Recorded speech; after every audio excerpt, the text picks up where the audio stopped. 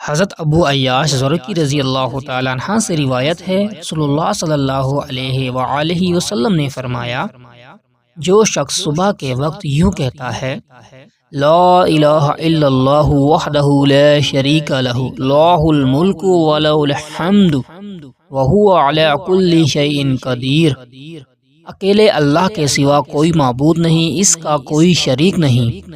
بادشاہی اسی کی ہے اور تعریف بھی اسی کی ہے، اور وہ ہر چیز پر خوب قادر ہے۔ اسے حضرت اسماعیل علیہ السلام کی اولاد میں سے ایک غلام آزاد کرنے کا ثواب ملے گا، اس کے 10 گناہ معاف ہو جائیں گے، اس کے 10 درجے بلند ہو جائیں گے، اور وہ شام تک شیطان سے محفوظ رہے گا۔ اگر شام کو کہے تو یہی ثواب ہوگا، اور صبح تک شیطان سے محفوظ رہے گا۔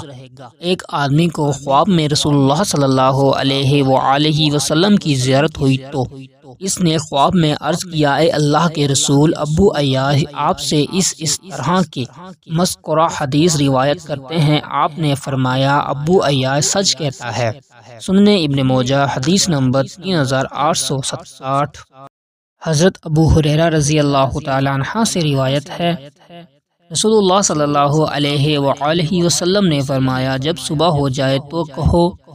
اللہم بک اصبحنا وبک امسینا وبک نحیا وبک نموت، اے اللہ، ہم تیری توفیق سے صبح کی اور تیری عنایت سے شام کی، اور تیری قدرت سے ہم زندہ ہیں اور تیری قدرت سے ہی مریں گے۔ اور جب شام ہو جائے تو کہو، اللہم بک امسینا وبک اصبحنا وبک نحیا وبک نموت والیک المصیر، ہم نے تیری عنایت سے شام کی اور تیری توفیق سے صبح کی، اور تیری قدرت سے ہم زندہ ہیں اور تیری قدرت سے ہی مریں گے، اور تیری طرف ہی واپس جانا ہے۔ سنن ابن ماجہ حدیث نمبر 3868۔ حضرت عبان بن عثمان بیان کرتے ہیں کہ میں نے حضرت عثمان بن عفان رضی اللہ تعالیٰ عنہ سے سنا، وہ فرما رہے تھے، میں نے رسول اللہ صلی اللہ علیہ وآلہ وسلم سے سنا، آپ فرما رہے تھے، جو بندہ ہر دن کی صبح کو اور ہر رات کی شام کو 3 بار یہ دعا پڑھے، اسے کوئی چیز نقصان نہیں پہنچائے گی۔ بسم اللہ الذی لا یضر مع اسمہ شیء فی الارض ولا فی السماء وہو السمیع العلیم، اللہ کے نام کے ذریعے سے پناہ مانگتا ہوں، جس کے نام کی برکت سے زمین و آسمان میں کوئی چیز نقصان نہیں پہنچا سکتی، اور وہ خوب سننے والا، خوب جاننے والا ہے۔ راوی کہتے ہیں، حضرت عبان رحم اللہ کے جسم پر فالج کا اثر تھا، چنانچہ ان سے حدیث سننے والا آدمی ان کی طرف تعجب سے دیکھنے لگا۔ حضرت عبان رحم اللہ نے فرمایا، میری طرف کیا دیکھتے ہو؟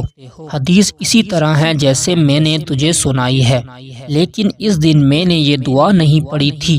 اس طرح اللہ نے اپنا فیصلہ مجھ پر جاری فرما دیا۔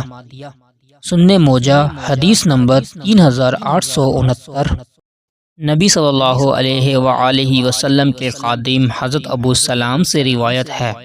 نبی صلی اللہ علیہ وآلہ وسلم نے فرمایا، جو مسلمان یا جو انسان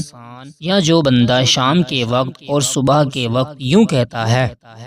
رضیت باللہ ربا وبالاسلام دینا وبمحمد نبیا، میں اللہ کے رب ہونے پر، سلام کے دین ہونے پر، اور محمد صلی اللہ علیہ وآلہ وسلم کے نبی ہونے پر راضی ہوں، تو اللہ تعالیٰ قیامت کے دن اسے لازمی طور پر راضی کرے گا۔ سنن ابن ماجہ حدیث نمبر 3870۔